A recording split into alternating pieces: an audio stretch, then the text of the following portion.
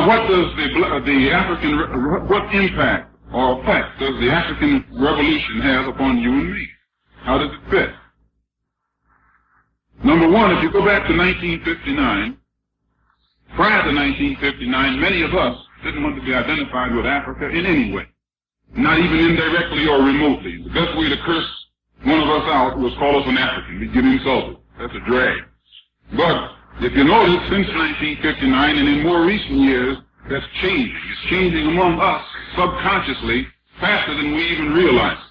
And the reason for this change is, prior to 1959, the African image was not created by Africans. The image of Africa wasn't created by Africans. The image of Africa was created by someone who was an enemy to Africa. Africa was dominated by European powers, by Britain and France and Belgium, Portugal, and some of these other places up there in Europe. And these Europeans had gotten together in conjunction with America and created a very negative image of Africa and had projected this negative image abroad. Negative in that they projected Africa as a jungle, a place filled with animals, savages, and cannibals.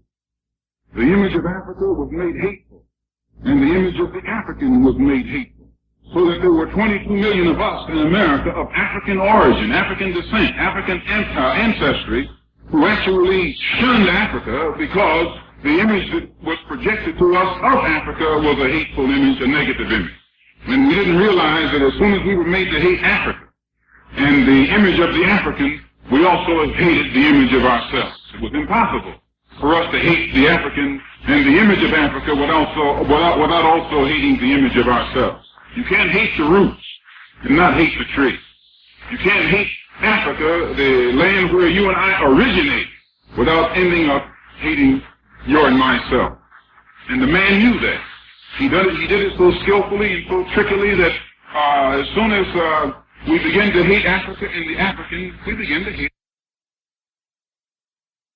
And all of this hatred that was done was a kind of hatred that had skillfully been taught to us without us even realizing. We begin to hate ourselves. Now, you know, they accuse us of teaching hate. What is the most inhuman or illegal or immoral or immoral? For a man to teach you to hate your enemy, or a man to skillfully maneuver you into hating yourself? Well, I think to teach a man to hate himself is much more criminal than teaching him to hate someone else.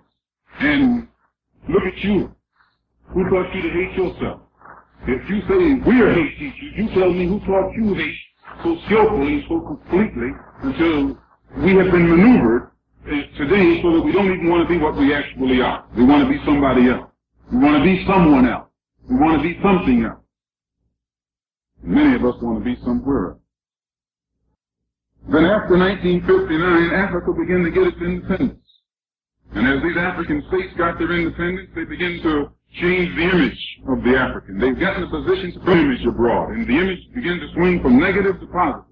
And to the same degree that the African image began to change from negative to positive, if you study the behavior pattern of the Afro-American, his image also during the same period began to change from negative to positive. His behavior began to change from negative to positive.